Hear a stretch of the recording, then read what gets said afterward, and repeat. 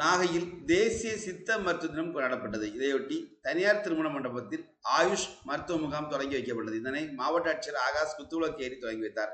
இதில் நாகை, திருவாரூர், மயிலாடுதுறை மாவட்டங்களைச் சேர்ந்த ஆயுஷ் அனைத்து மருத்துவ அலுவலர்கள், மருத்துவர்கள் மற்றும் ஆயுஷ் சிகிச்சையாளர்கள் கலந்து கொண்டு பல்வேறு நோய்களுக்கு மருந்துகளை காட்சிப்படுத்தினார்கள். இந்த மருத்துவ கண்காட்சியில் மருத்துவர்கள் நோயாளிகளுக்கு தேவையான மருந்து பொருட்களை வழங்கி அவர்களுக்கு மருத்துவ உதவிகளையும் அளித்தனர். இதில் மூலிகை செடிகள் காட்சிப்படுத்தப்பட்டன.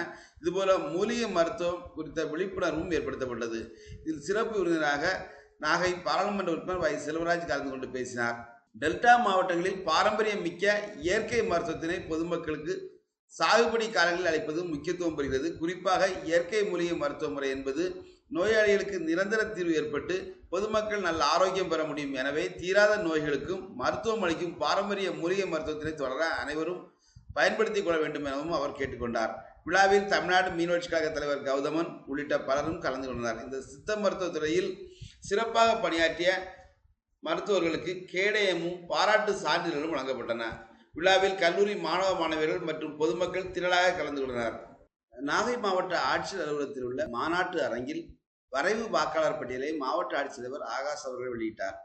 நாகப்பட்டினம் மாவட்டத்தில் உள்ள வேதாரண்யம், கீழ்வேலூர், நாகப்பட்டினம் ஆகிய 3 சட்டமன்ற தொகுதிகளில் மொத்தம் 5,63,153 வாக்காளர்கள் உள்ளனர்.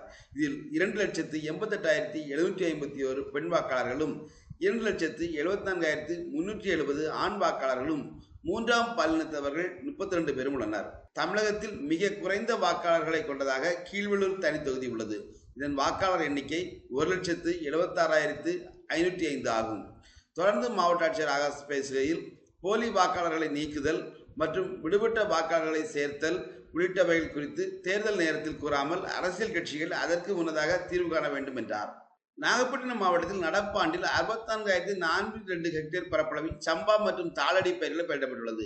இந்த நிலையில் வங்கக்கடலில் ஏற்பட்டுள்ள காற்றழுத்த தாழ்வு நிலை காரணமாக மழையால் அறுவடைக்கு தயாராக இருந்த ஆயிரக்கணக்கான ஏக்கர் பரப்பளவில் சம்பா பயிர்கள் வயலில் சாய்ந்தது. இதனால் பாதிப்படைந்த பயிர்கள் அழுகிய நிலையில் முளைக்கும் நிலையில் காணப்பட்டது.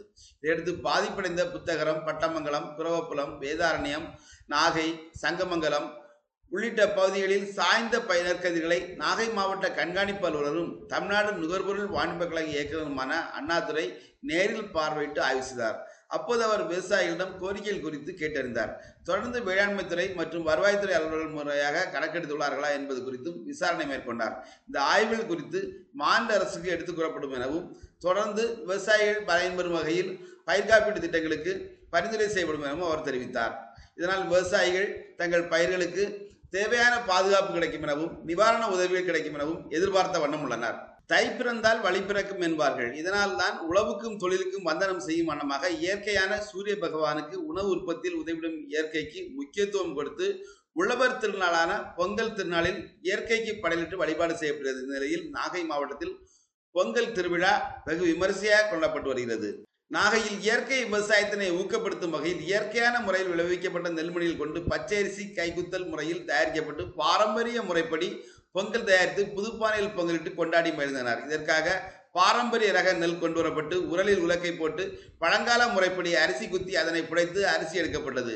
இத்தகைய பாரம்பரிய பொங்கலின் மூலமாக வரும் தலைமுறையினர் இயற்கை விவசாயத்திற்கு முக்கியத்துவம் அளித்திட வேண்டும், இயற்கை விவசாயத்தினை பாதுகாத்திட வேண்டும் என விழிப்புணர்வு ஏற்படுத்தப்பட்டது.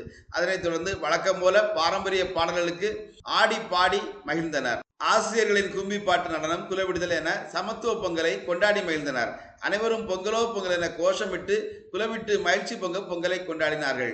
பொங்கல் விழாவில் வெற்றி பெற்றவர்களுக்கு பரிசுகளும் சான்றிதழ்களும் வழங்கப்பட்டன. இதுபோல நாகை மாவட்டத்தில் பல்வேறு இடங்களில் சமத்துவ பொங்கலானது சிறந்த முறையில் கொண்டாடப்பட்டது.